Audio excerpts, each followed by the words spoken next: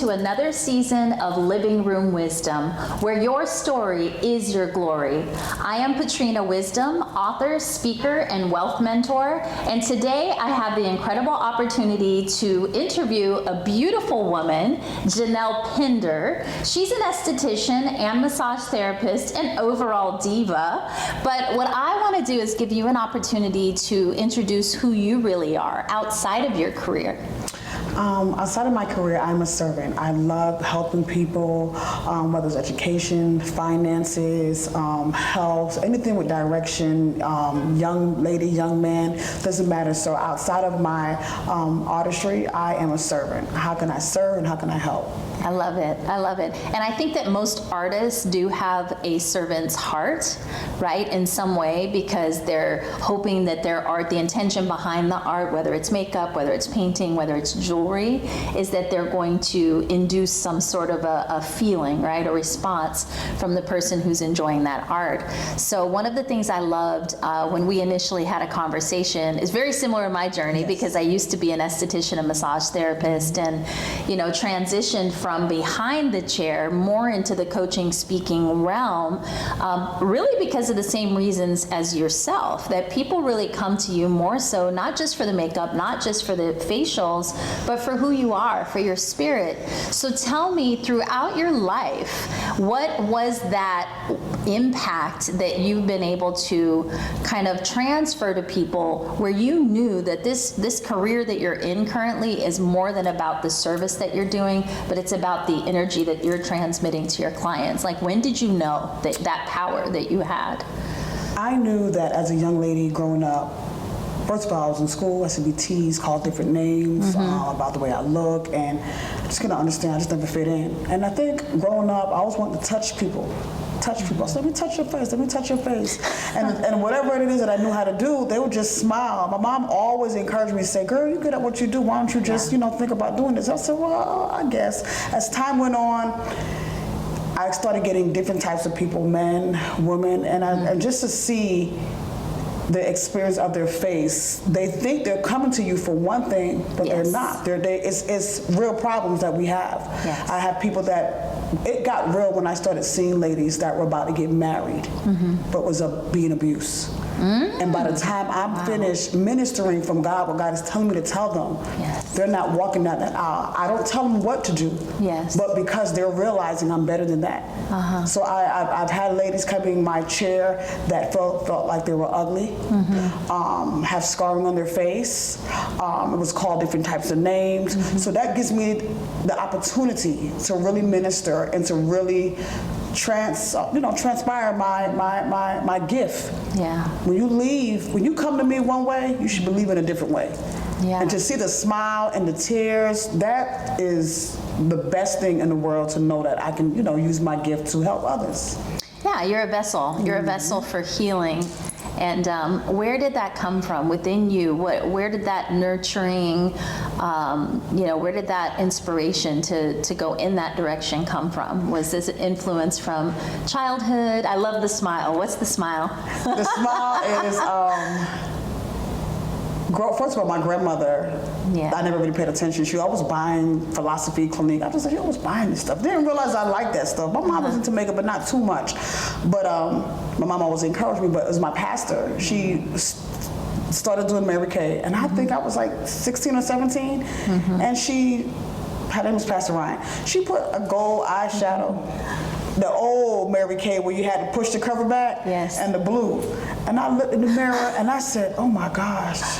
So from that day point on, I started selling Mary Kay. I started moving. I said, the way it made me feel.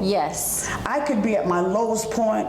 I can be in depression, whatever it is. But it's just something about putting on. It's not about trying to look like anybody else, but the way it made me feel inside. And I said, oh my gosh, how many people are feeling this way just by a simple lipstick, a simple lip gloss, a simple mascara, just to kind of encourage. So I was like, where do I need to sign up at? Yeah, I love that. I love that because people don't realize that something so simple, a shift in perspective, seeing yourself in a new way, right, can actually change your entire life. And for you, it sounds like it actually directed your life. Right. Right? My whole life. So even though you grew up with people teasing you and maybe not loving the image that you saw in the mirror, through that makeup experience, through Mary Kay. Mary Kay is really all about empowerment, by the way, which is why it's such a powerful brand. Yes. But it's amazing that you've turned that into life's work. So tell me a little bit. I know that you're fairly new to Georgia and that you've had quite the journey to get here and the reasonings for coming here. So I want to have you just share a little bit about that journey and what you've learned from the challenges that you've overcome. What I've learned, I first was in New York. When the World Trade Center got hit, my mom was like, you can pack it up. The first flight is coming to Florida. Mm-hmm. I said, okay. And then I came to Florida, got married when I was 21, was married for 17 years. Decided to come to Georgia. I was with another ministry at that time. We came. I was like, I'm going back to Florida again. I came back again. But this last time, I ended up single. So I was like, okay, something's got to change here. I said, let me, I was being led in my spirit to come back to Georgia. And I said, what got me back to this place was, when I come back this time, I'm coming back focused. Yes. I'm coming back to take over. I'm coming back to find an area that's not too wet, but that's dry, where I can build, establish, and groom. Because there's so many places that has a lot of malls or have a lot of salons, whatever it is. Mm-hmm. So I'm like, where can I go that I can just not just benefit from me, but help others to benefit from as well. Yeah. I always say that I am a source of resource. Mm-hmm. I may not have it, but I have a lot of connections. Mm-hmm. Just picking up that phone and making that phone call. It don't matter what it is, whether it's a job, whether it's help for teens get jail. So I have a lot of connections with people. I always say I am a resource. So this is why I'm back here now, is to say I'm going to take over territory. I'm going to stay focused. I'm going to stay put. I'm going to do what I need to do and what I was supposed to do. What you're called to do. Right. So I'm like, even through the circumstances, the obstacles, I still kept pressing with tears in my eyes, feeling discouraged. I just kept saying, there's more at the end, there's greater at the end. I cannot stop. I gotta keep going. I gotta keep going. And and even before I have to go to work sometimes, people don't understand that as a journey, whether you're a man or woman, getting dressed, you may feel some type of way. You're putting on stuff and you just like, I don't know how this day is going to go. Yeah. But it's when you get into that atmosphere and when you begin to shift things and when you begin to see the room light up and the smile, because people you don't know that people miss your presence until you're not there. There you go. And that really encourages you to say, okay, not that you're looking for that validation, but you're really starting to say, I really have a purpose in this area, in this region, or in this community, So that's the things that I want to just backtrack a little bit, because you said you were between Florida and Georgia. And so when you were married, were you in Florida? I got married, I was 21, I met him in Florida. Okay, so that's where you all lived together. Yes. And tell me a little bit about the tears and the pain. Like, what is that journey that brought you back to Georgia and really kind of prompted you to make a decision that, like, this time when I come back, right, I'm coming back with a bang, I'm going to make my mark, right? The main thing is acknowledging your mistakes. Yes. Forgiving yourself. Yeah. Forgiving your past. Forgiving those around you. Forgiving those that you may have hurt. Confessing, identifying those things, approaching those things, even in the marriage as well. I found out people like to blame. No. Let me check me. Yeah. Let me get total healing in my soul, in my emotion, in my mind, in my heart, in my childhood. People don't understand that a lot of those things from a childhood will begin to affect you in the future. Yeah. And it's okay to even in your private time or prayer or whatever it is that you say, you know what, I need to get this together, because this is going to hinder my next relationship. This is going to hinder my next friendship. This is going to hinder my next business partner.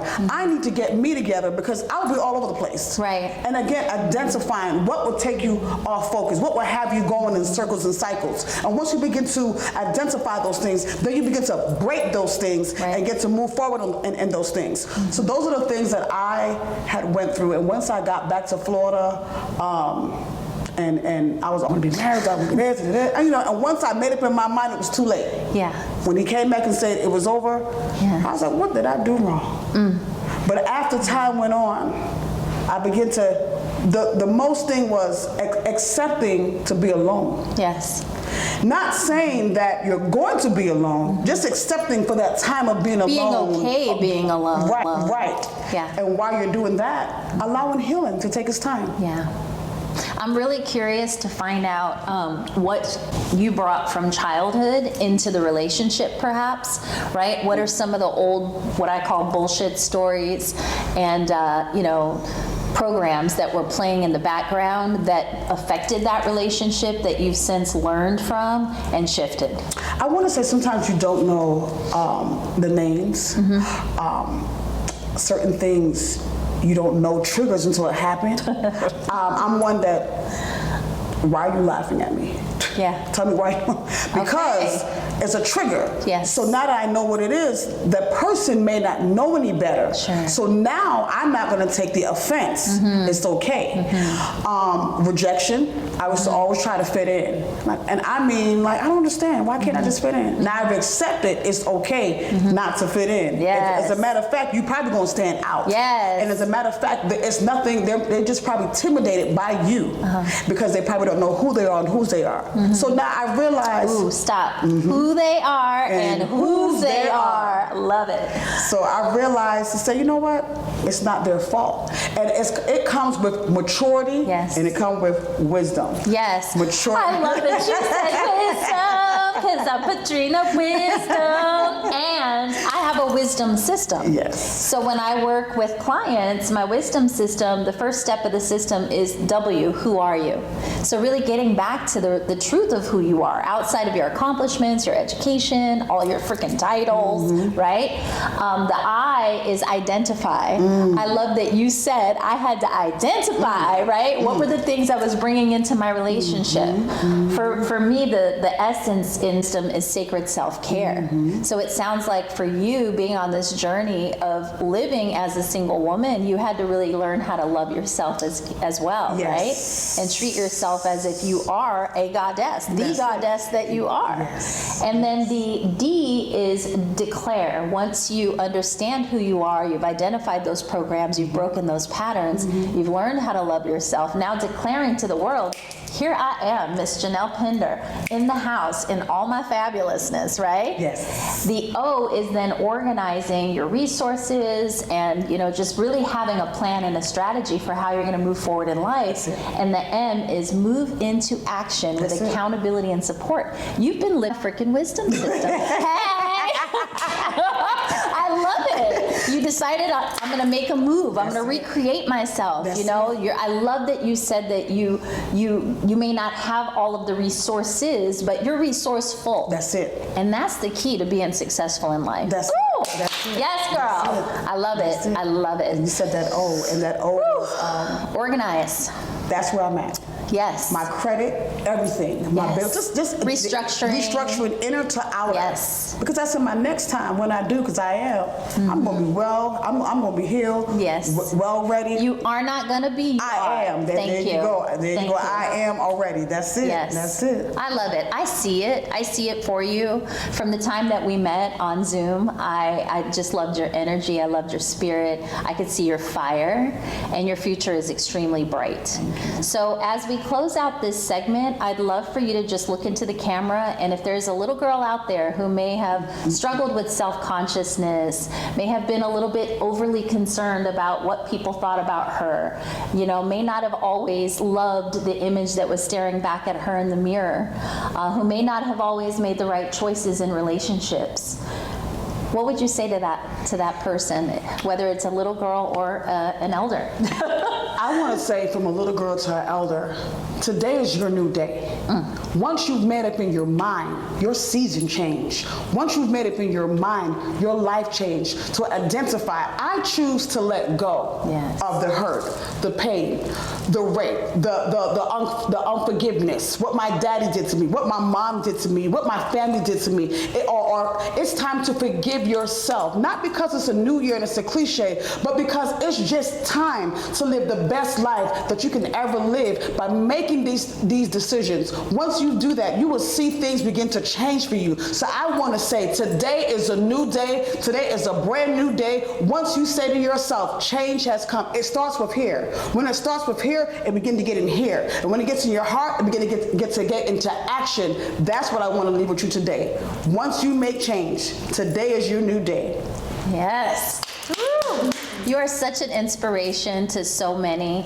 And what I wanna point out in what she just said is that the other part of this transformation, recreation, is that you can't do it alone. You definitely need community. You need sisters who see you, who hear you, who celebrate you without competition. And so I want to invite you to join my Badass Bodacious Life community, but Badass Bodacious Entrepreneurs group on Facebook. And we have a whole community of women in there that will do just that.